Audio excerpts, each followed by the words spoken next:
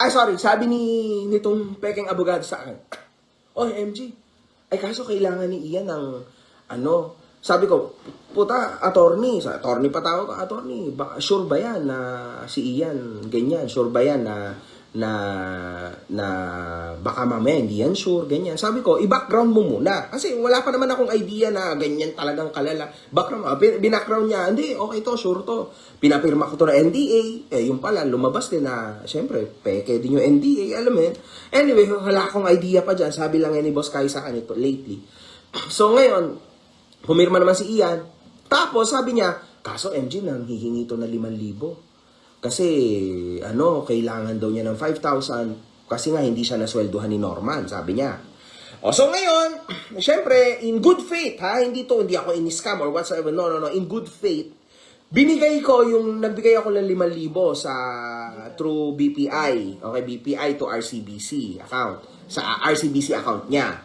So, nagbigay ako ng 5,000. Ang pangalan ay Marie Carl. Ayoko na rin sabihin yung apelido, pero Marie Carl yung pangalan. Binigay ko rin kay Boss Kayo yung, ay, nako, babe, ito mga aso. Almond, Margie. So, binigay ko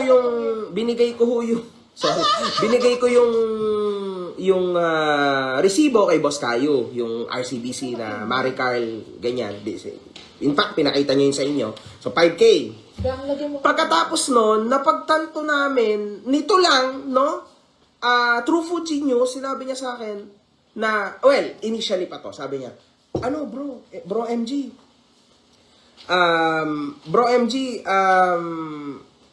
ganito yan, ang tawag dito, si Ian ba, natanggap ba yung 5,000 binigay mo? Siyempre hindi ko ala. Siyempre, I don't know. Kasi basta sinend ko, then okay na yon sa tingin ko, no? Okay na yon. Sabi ko, oo naman siguro, di ba? I don't know. Kasi binigay ko lang, yun na yun. So, tinanong ni Pujinyo si Ian, ay hindi daw niya natanggap. So, wala kasi akong contact nung Ian kasi hindi ko ako nakikipag-usap kung kani-kanino, no? May mga tao na nakikipag-usap para sa akin. So, ngayon, dumating ho ako sa point ngayon, mga ka-hombre ko, na na-shock ako. Kasi, after ko ma-interview si Ian, binigyan ko pa ho ng 5,000 cash. And, hindi ko alam kung natanggap ni Ian yung 5,000 cash. I don't know. So, maliit na halaga lang yan. So, maliit na halaga lang ho yan. So, in short, medyo, can I say, nanadali din ako nito. My God. Kasi, wala lang yun.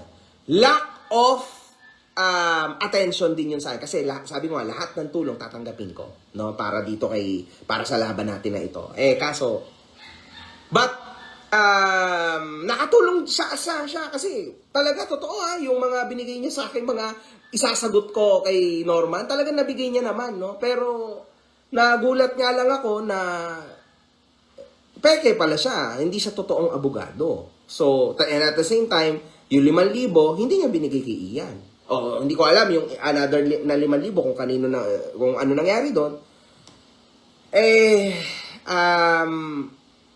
Sa mga tao rin, no, na siguro na-disappoint sa part na yon sa akin, ako'y nahingi akong pasensya sa inyo. Ngayon, anong tawag dito?